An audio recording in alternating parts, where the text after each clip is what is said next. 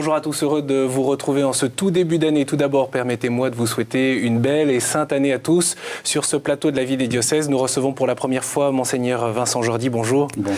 Vous êtes aujourd'hui évêque de Saint-Claude depuis juillet 2011. Originaire du diocèse de Strasbourg, vous avez été vicaire en paroisse, puis formateur, directeur spirituel au Grand Séminaire, puis supérieur du Grand Séminaire de Strasbourg à partir de l'an 2000. Évêque auxiliaire de 2008 à 2011, c'est pour poser un peu votre parcours. Oui. Et puis là, 3 ans, en gros, vous entamez votre 3e année donc à Saint-Claude. Quelques mots peut-être d'abord sur ce diocèse de Saint-Claude où vous êtes présent. Le diocèse de Saint-Claude, c'est un diocèse qui est dans la partie est de la France, la Franche-Comté. C'est un diocèse majoritairement rural, avec 3 villes importantes, Dole au nord, Lons-le-Saunier, où je réside, et Saint-Claude, où se trouve la cathédrale. 260 000 habitants, voilà, avec, faisant partie des 10 diocèses, enfin des 10 départements les plus industrialisés, mais avec une industrie très concentrée sur certains lieux ou de pointe, et puis une agriculture importante, avec la production de comté, morbier, vin jaune, vin de paille, voilà, et puis du tourisme aussi, tourisme vert, et puis tourisme de montagne, le ski aux Rousses, les stations du Haut-Jura. Donc une très belle région. Et ce tissu agricole, ça irrigue en fait la vie sociale, la vie des Jurassiens. Absolument, ça donne un tissu humain tout à fait particulier, enfin que j'ai trouvé en arrivant dans le Jura, de gens qui ont vraiment le souci du réseau, de la vie en relation, un intergénérationnel aussi qui peut être très fort dans certains lieux, parce qu'on vit très souvent dans les villages, si on a de l'élevage, si on fait de la production fromagère en particulier, on sent que les générations se suivent, reprennent le travail de la ferme souvent, donc ça crée un climat, des liens qui permettent aussi, bien à la fois elles-mêmes, de circuler. Vous-même, vous le dites souvent, cette fameuse anecdote des enfants de chœur oui. le matin de Pâques. Oui, ça dit quelque chose aussi. Le matin de Pâques, je disais, j'avais 8 servants d'hôtel, je les voyais parler de manière très sérieuse. On avait eu le changement d'horaire pour passer à l'horaire d'été durant la nuit, et je voyais ces jeunes parler très sérieusement. Je me disais, ils parlent de quoi? De leur dernier smartphone, du dernier clip de Lady Gaga? Pas du tout. Ils parlaient de l'influence du changement d'heure sur la traite des vaches dans les fermes chez leurs parents. Alors on voit cette espèce de souci très fort lié au terroir, lié à la vie locale. Faites tout ce qu'il vous dira, c'est votre devise épiscopale. Je signale d'ailleurs l'un de vos ouvrages, La rencontre de Jésus, publié il y a maintenant quelques mois, qui est un pèlerinage au fond, au fur et à mesure des rencontres que Jésus fait dans l'évangile de Jean. Et vous êtes très attaché, vous, à l'évangile de Jean. Oui, c'est un évangile d'abord que j'aime beaucoup à titre personnel, parce que je l'ai beaucoup médité au séminaire, entre autres. Mais c'est vrai que j'ai ensuite eu l'occasion de prêcher des retraites à partir de cet évangile. Et c'est vrai qu'il m'a toujours beaucoup frappé par cette succession de rencontres qui, peu à peu, forment un véritable cheminement, un véritable pèlerinage. D'abord dans la terre de Jésus, cette terre d'Israël, mais aussi, bien évidemment, un pèlerinage intérieur qui nous permet peu à peu d'entrer dans l'intimité du Christ et de devenir son ami et de vivre de lui. Et vous y avez pensé vous-même quand vous avez, j'allais dire, fait ce pèlerinage dans le diocèse de Saint-Claude, notamment votre première année où vous avez célébré beaucoup la messe dans les différentes communautés? Oui, c'est vrai que le marquer ainsi le territoire, le découvrir, il y a la topographie, si vous voulez, des territoires, il y a les topographies des âmes. C'est saint François de Sales qui disait qu'une âme, c'est plus compliqué qu'un diocèse. Je ne sais pas s'il le dirait encore aujourd'hui. Mais en tout cas, c'est vrai que connaître la géographie d'un diocèse, aller rencontrer les personnes, bien évidemment, c'est sentir ce diocèse, c'est d'essayer de le comprendre, c'est se laisser recevoir et accueillir, d'ailleurs aussi par ce qu'on rencontre. Et c'est vrai que la première année, dès que je suis arrivé dans le diocèse, d'abord j'ai fait en 3 jours tout le tour du diocèse pour rencontrer tous les prêtres chez eux, aller les saluer, les rencontrer. Et puis ensuite, durant l'année, je leur avais dit, j'ai souhaité aller dans toutes les paroisses du diocèse où ils se trouvaient pour rencontrer les communautés très simplement et sentir ce diocèse, essayer de le découvrir avec eux et avec leur aide. Et là, on a envie de dire, et alors ? Et alors, eh bien, je me suis rendu compte que nous avions la chance dans le Jura d'avoir un terreau où le christianisme a imbibé vraiment les cœurs, les âmes. Il y a certainement une tradition d'abord spirituelle forte. Il a été fondé par des moines venus pour chercher la solitude dans les monts du Jura.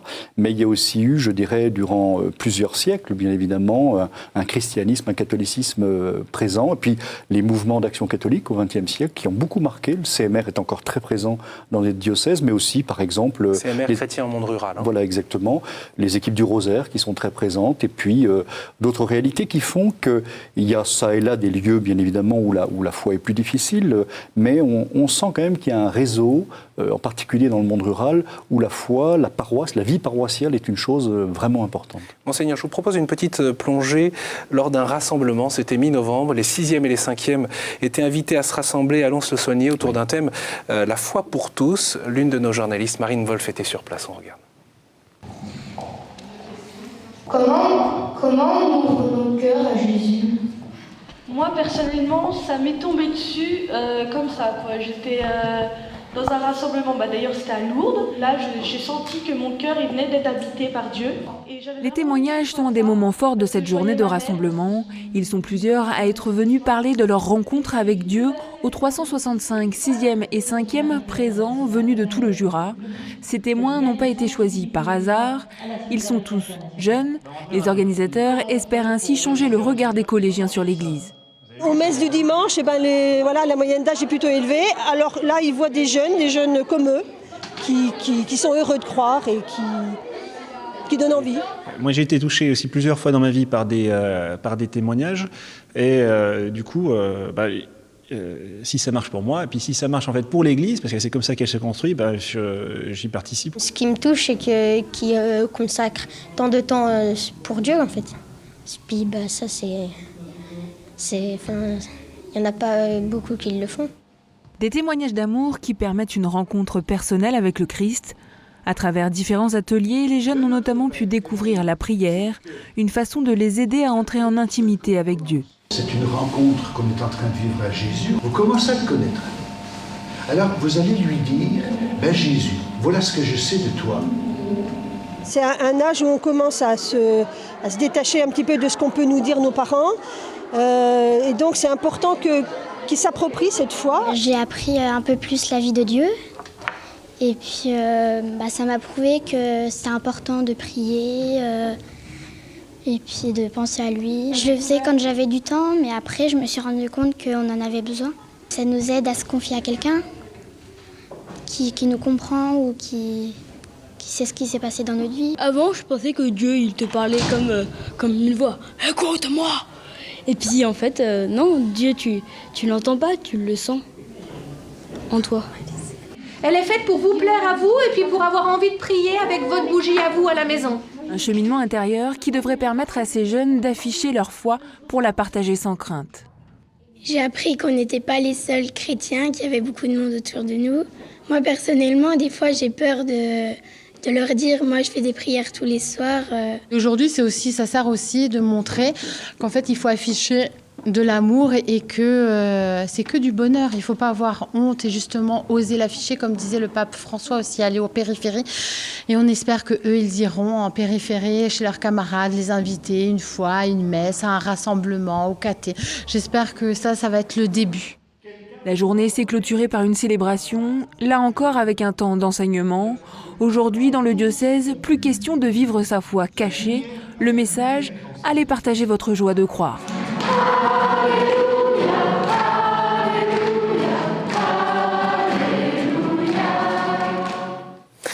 On entend beaucoup de choses dans ce reportage, vous allez sûrement réagir sur tel ou tel point, mais en tout cas, il y a cette invitation à ne pas avoir peur d'aller vers les autres. Vivre pour soi-même et aller vers les autres. Hein. Exactement. Il y a, je crois, les trois dimensions qui sont constitutives de l'expérience de la foi, c'est-à-dire il y a d'abord rentrer dans la compréhension, découvrir ce Dieu, ça concerne notre intelligence, hein, parce que plus on comprend les choses, plus on peut entrer dans la réflexion du mystère de Dieu, plus on est capable de se dire ça tient la route, et puis je peux donner ma vie ou je peux donner du temps. C'est touchant d'ailleurs de voir chez ces 10-12 ans là, ce cheminement qui se fait. Absolument, ils réfléchissent, ils ont pris le temps de réfléchir, et puis il y a évidemment ce passage dans le cœur profond, on l'a bien entendu, hein, voilà, Dieu, il ne va pas vous parler, mais on le sent, on peut goûter ce Dieu dans la rencontre personnelle, dans la prière, la rencontre de Jésus, et puis ce Dieu, la rencontre qu'on a faite, on ne voit pas pourquoi on la garderait pour soi, au nom de quel égoïsme je devrais garder ça pour moi, donc je peux aller témoigner. Alors, on a parlé des périphéries,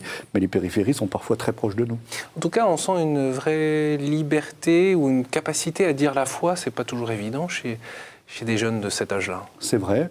Alors, ça rejoint, je pense aussi, ce qu'on évoquait tout à l'heure sur le Jura. Je pense que la qualité de vie familiale, je pense que l'intergénérationnel, je pense que la vie rurale aussi, avec un rapport à la nature, un rapport à la vie qui permet, je dirais, des rencontres simples, permet à des jeunes, effectivement, d'avoir cette expérience et permet d'avoir cette limpidité, je dirais. Les grands-parents par leurs petits-enfants, les voilà. parents aussi. Tout à fait. Il y a vraiment des choses qui passent. Je suis très frappé, par exemple, dans les lettres de confirmants, de voir combien le dialogue parfois en famille, l'intergénérationnel, le dialogue avec des grands-parents qui ont été dans un mouvement d'action catholique, vient nourrir d'abord l'expérience de la foi des jeunes, mais surtout leur fait comprendre qu'il n'y a pas de complexe à être chrétien et qu'on peut parler du fait qu'on est croyant. Le grand défi, c'est pas tant de se dire chrétien, c'est peut-être aussi d'adhérer au contenu de la foi, de prendre conscience progressivement que c'est vers ce contenu-là qu'on est invité à aller, enfin vers la personne de Jésus qui... Alors, il y a l'adhésion à la personne de Jésus, bien évidemment, mais il y a aussi, c'est vrai, un contenu de la foi, et ce contenu de la foi, il est important parce qu'il nourrit notre foi, il nourrit notre réflexion, il nourrit notre prière, et puis, je le redis, moi, ça me semble très important, mais plus je réfléchis ma foi, plus j'ai envie de connaître le Christ, plus je le connais, plus j'ai envie de réfléchir ce qu'il me dit de lui et du mystère de Dieu, parce que ça me construit et parce que ça donne une certaine solidité, je dirais. Et un temps pour à la fois la rencontre et après l'approfondissement ? Absolument. Absolument. Et j'ai été très frappé en arrivant dans le Jura, par exemple, de l'attention à la parole de Dieu. Je sais, dans les réunions paroissiales, par exemple, dans les réunions de mouvement, la parole de Dieu est ouverte au début des rencontres, on la lit, on la réfléchit, on la partage, et ensuite, à partir de ce qu'on a partagé, dans l'esprit dans lequel on a partagé, on peut commencer à travailler pour faire avancer les choses. Et l'Esprit Saint dans tout ça, on va vous voir dans un instant célébrer le sacrement de la confirmation. Vous en parliez tout à l'heure de ces lettres de confirmants. Oui, c'est vrai qu'il se passe quelque chose de très particulier entre les confirmants et l'évêque. L'Esprit Saint dans tout ça. L'Esprit Saint, c'est lui le moteur de toute chose. Hein. Comme on dit, c'est l'âme de l'Église, c'est lui qui est à l'œuvre. C'est lui qui nous dépasse aussi. Parfois, on est très surpris. On ne s'attendait pas à un tel déploiement du travail de la grâce dans telle vie ou dans tel secteur de la vie de l'Église. Et puis, on est sans arrêt surpris, ce qui est en général une bonne chose parce que ça veut dire Par exemple, ça vous avez des exemples concrets ? Moi, je suis qu'un exemple, lui. Je pense à des jeunes que j'ai rencontrés qui sont allés à Lourdes, que j'ai fait venir au samedi de Saint-Dé, qui étaient des rencontres que nous faisions durant toute l'année de la foi. J'avais donné rendez-vous aux jeunes à Lons le premier samedi du mois, pour un temps de catéchèse, pour un temps d'expériment spirituel, prière de louange, célébration ensuite de la messe avec les paroissiens et temps de partage. J'ai été frappé de voir comment des jeunes de 17-18 ans, qui sont venus régulièrement, eh bien, à la fin de ce parcours, sont venus voir les responsables de la pastorale des jeunes, d'ailleurs qu'on a vu en partie à l'écran tout à l'heure, pour leur dire, voilà, nous, on a 17-18 ans, on sait que la foi c'est important maintenant, on est prêt à venir témoigner auprès des jeunes de 6e, 5e. Eh bien, moi, je me suis dit, voilà, le Saint-Esprit travaille dans les cœurs et va au-delà de ce qu'on avait imaginé. C'est là où il faut que la structure, l'organisationnel ne prennent pas le pas sur ces initiatives spontanées, au fond. Absolument, la structure, elle est au service. Il en faut, parce que rien ne tient dans le temps qui ne soit institué, ça c'est évident. Mais en même temps, il faut laisser, l'évangile selon saint Jean, moi, me l'a vraiment appris, c'est-à-dire cette liberté de l'esprit qui va où il vient, où il veut, et qui nous emmène où il le souhaite. Dès les premiers mois après votre arrivée, vous avez lancé 3 groupes de travail qui ont travaillé sur des tâches que vous considériez urgentes. La question, par exemple, de la gestion et de l'animation d'un sanctuaire, Mont-Roland. Également sur l'immobilier, parce que ça touche aussi à la gestion financière du diocèse. Et puis un 3e groupe de travail sur les paroisses, l'avenir des paroisses, le redécoupage paroissial. Qu'est-ce que vous pouvez nous en dire ? Où est-ce que vous en êtes ? Et puis j'ai avec moi, la joie de l'Évangile et l'exhortation apostolique du pape François, qui revient pas mal sur la conversion personnelle et la conversion pastorale. Comment ça a un impact très concrètement chez vous ? Alors, pour revenir juste sur les 3 comités de pilotage que vous avez évoqués, c'est vrai qu'arrivé dans le Jura, au bout de 6 mois, j'ai vraiment fait le tour de l'ensemble des paroisses. Très rapidement, j'ai vu qu'il y avait 3 dossiers qui étaient un peu prioritaires. L'un, nous avons un sanctuaire du Nord Jura qui avait de grosses difficultés, donc on a commencé à travailler sur cette question. Deuxièmement, l'immobilier, parce que le diocèse de Saint-Claude a encore son petit séminaire, son grand séminaire devenu maison diocésaine, 2 évêchés, enfin... Ce qu'on comprend, c'est que c'est un poids. C'est un poids, donc il fallait, enfin je l'ai souvent dit, si on ne veut pas dans 5-6 ans que ce poids nous entraîne à ne plus avoir aucune marge de manœuvre, il faut prendre les choses à bras-le-corps, donc on est en train de le faire. Et puis troisièmement, donc le point peut-être le plus important pour la mission, bien évidemment, mais il ne faut pas oublier les moyens, parce que sinon on est vite bridé. C'est vrai que j'ai souhaité qu'il y ait un groupe de travail autour du diocèse. Il y a 20 ans, une restructuration avait été bien faite et en profondeur du diocèse, avec 67 paroisses. Aujourd'hui, avec 39 prêtres actifs, ça n'était plus possible de le porter. Et donc, j'ai dit, on ne va pas tout recommencer à zéro, parce que ce serait traumatisant. On a fait ça il y a 20 ans, parce qu'on n'a plus les moyens non plus, et on n'a pas le temps de tout refaire à zéro. Mais je dirais, on fait un travail, comme je l'ai appelé, cosmétique, hein, c'est-à-dire on redessine, on ajuste, on va faire 16 grandes unités paroissiales qu'on appellera certainement les doyennés, parce que le terme canonique nous a semblé le plus intéressant. Deuxièmement, on voit sur ce territoire qu'est-ce qu'il y a comme personnes au service de la mission. Et puis troisièmement, on s'interroge sur la question des lieux centraux pour célébrer le dimanche, et puis comment garder la proximité pour célébrer au maximum proche des gens dans les paroisses et n'abandonner personne. 2 réactions, Monseigneur Jordi, sur justement dans cette exhortation apostolique. La pastorale en termes missionnaires exige d'abandonner le confortable critère pastoral du « on a toujours fait ainsi ». Alors j'imagine que ça, vous l'avez entendu ancien dans les paroisses. Et puis autre citation, la psychologie de la tombe qui transforme peu à peu les chrétiens en momies de musée se développe, déçus par la réalité, par l'Église ou par eux-mêmes. Ils vivent la tentation constante de s'attacher à une tristesse douceâtre, sans espérance, qui envahit leur cœur.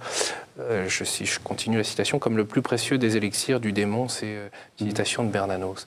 Et ça rejoint la cédille, sur laquelle il est arrivé souvent de parler et d'écrire d'ailleurs, et qui est à mon avis une des grandes maladies qui peut traverser l'Occident. Cette espèce d'ennui, de tristesse qui envahit l'âme. Le dégoût des choses de Dieu, d'une maladie du désir qui va d'une chose à l'autre, qui n'arrive pas à se stabiliser, et surtout qui, étant déstabilisé, ne peut pas mettre toute sa force et son énergie pour la conversion personnelle et pour l'annonce de la foi. Est-ce que vous l'observez concrètement dans le diocèse de Saint-Claude ? Et quel est le remède à cette maladie spirituelle ? Alors, si vous voulez, vous avez évoqué le pape François, les questions que pose le pape François, on parle de la cédille. C'est vrai qu'il y a un risque, effectivement, à un moment donné, de s'épuiser, de courir après toute chose, de n'attraper rien. Et il y a le risque aussi de tomber dans cette aigreur, effectivement, qu'il évoque, et en fait qui est liée à cette maladie intérieure, qui est la cédille, et qui vient finalement d'un manque de conversion spirituelle personnelle, hein, puisque c'est une mauvaise philotie, un mauvais amour de soi, de son confort, qui fait que, voilà, on n'a plus envie d'aller vers le Christ, on ne compte plus sur lui, on compte d'abord sur soi, et puis finalement, on n'a plus envie de l'annoncer au bout d'un moment.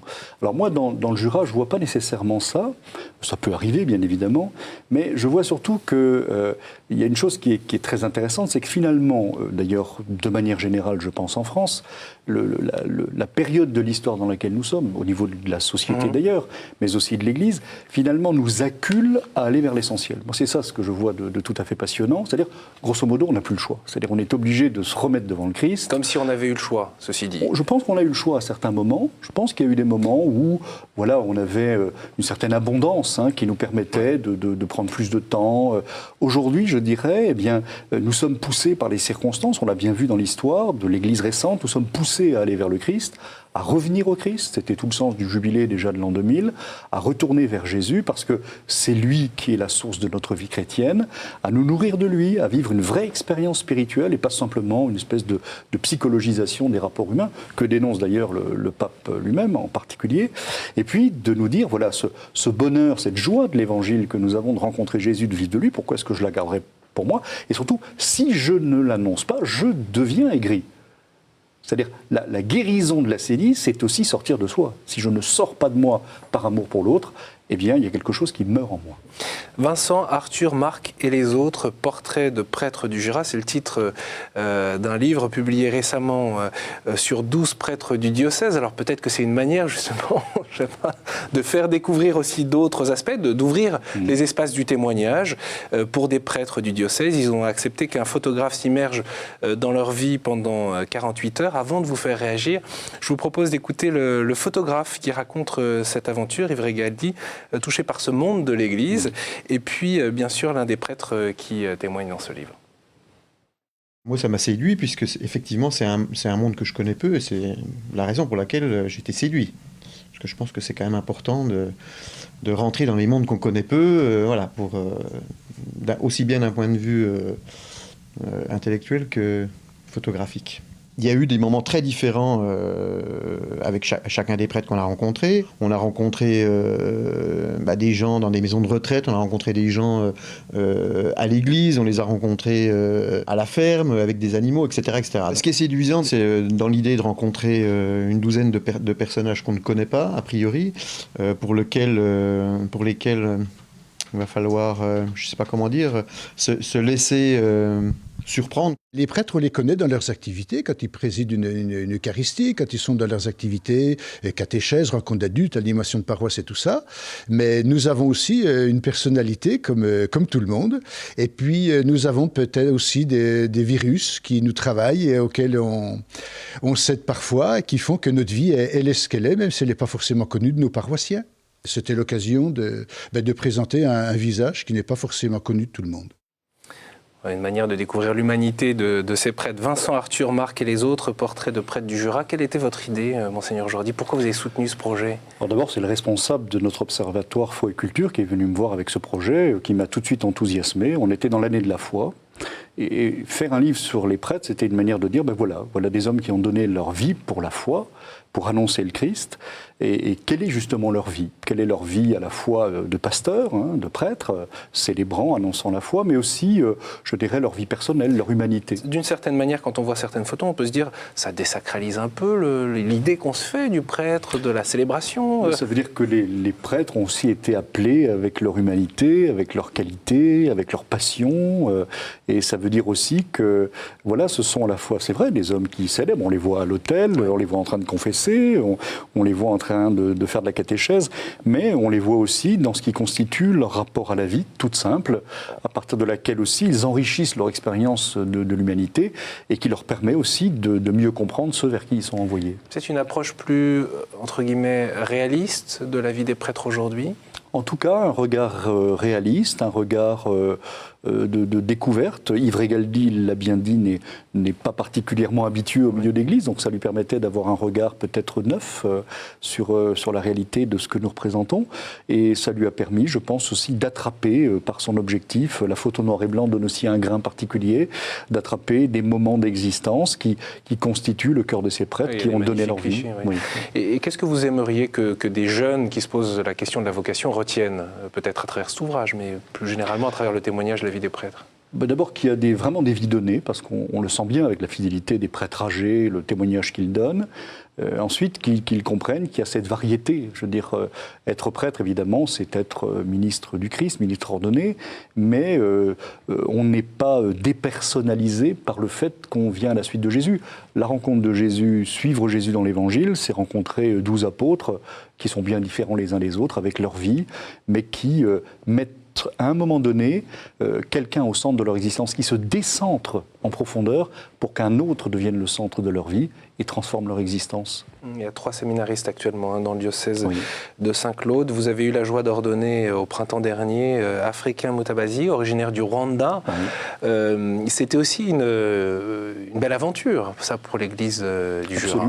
Absolument, c'était une belle aventure. C'est mon prédécesseur qui l'avait accueilli. Nous avons pris le temps de réfléchir avec lui. Il est passé par 3 paroisses du Jura pour découvrir le diocèse. Et effectivement, Africain, c'est son prénom. C'est son prénom, absolument.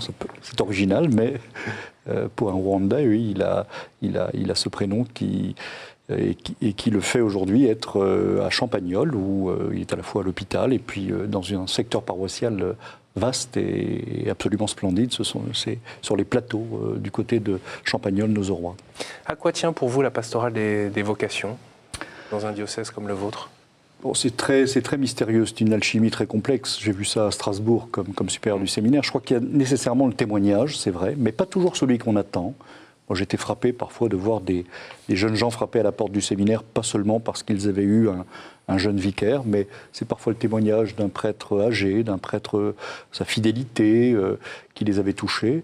Je crois que c'est aussi le fait de rencontrer d'autres jeunes qui s'interrogent. Je pense que beaucoup de jeunes se posent la question, beaucoup de garçons se posent la question, mais tant qu'ils ne voient pas que la chose est possible parce que d'autres le font et d'autres sont en chemin pour le faire, c'est difficile de se projeter. Donc je crois, moi, nous l'avons déjà fait depuis 2 ans, on le refera au mois de mars là, avec les servants d'hôtel. On réunira les servants d'hôtel, les jeunes filles, les jeunes garçons, et les garçons, en tout cas, auront le témoignage des séminaristes, des jeunes prêtres du diocèse, pour leur dire, voilà, c'est possible. Pour encourager. Exactement, exactement. Avant de nous quitter, Monseigneur, je signale aussi l'un de vos derniers ouvrages, La traversée chez Parole et Silence, c'est un livre croisé avec Christine Rebout-Rossler, psychologue clinicienne et psychothérapeute, sur les épreuves de la vie. Pourquoi finalement cet entretien et ce souci de réfléchir sur les questions, les moments douloureux au fond de la vie? Ça fait d'abord partie des rencontres. Vous rencontrez quelqu'un, vous échangez sur vos pratiques de psychologue, d'accompagnateur spirituel, vous découvrez qu'il y a des convergences avec quelqu'un qui est agnostique et quelqu'un qui est prêtre, puis évêque, puisque ça a pris le temps, cette rédaction de cet ouvrage. Et puis vous vous rendez compte que ces convergences méritent d'être éclairées, d'un côté par ce qu'apporte la psychologie, de l'autre côté par ce qu'apporte la foi, et vous vous rendez compte que ça permet alors de tisser là aussi un parcours de vie qui peut aider d'autres à avancer dans l'existence, à se relever et à marcher pour les uns à la suite du Christ, pour d'autres à essayer de grandir dans l'existence. On renvoie donc aussi à cet ouvrage le mot de la fin. 3e année, c'est l'année des grandes décisions, en tout cas des décisions après la découverte, la réflexion. Il y a une année, c'est vrai, de découverte. Il y a une 2e année de réflexion assez importante, mais qui était aussi une année où j'entrais dans ma mission de président du Conseil pour l'unité des chrétiens et des relations avec le judaïsme. Et c'est vrai que cette 3e année est une année où, avec les grands conseils du diocèse, oui, il y aura des décisions à prendre et puis des orientations que nous voulons donner en particulier pour cette amélioration du fonctionnement diocésain, parce que la fine pointe, bien évidemment, c'est ce qui viendra après et que nous commençons à réfléchir. Henri Gaudin, France Pays de Mission, était un Jurassien, un Lédonien de Lons-le-Saunier. Nous fêterons ses 70 ans de sa mort l'année prochaine, et ce sera une manière pour nous de réfléchir à la mission, l'évangélisation et la mission pastorale dans le diocèse dans les années à venir. On va suivre ça de près, et puis bien sûr, on peut suivre l'actualité du diocèse sur le site internet dont l'adresse s'affiche maintenant. Merci beaucoup, Monseigneur, d'être venu sur notre plateau. Merci aussi à vous pour votre fidélité, bien sûr. Cette émission, vous pouvez la retrouver sur le site de KTO. N'hésitez pas à la partager sur les réseaux sociaux, à réagir, poser vos questions. Et puis bien sûr, encore une fois, meilleurs vœux et à la semaine prochaine.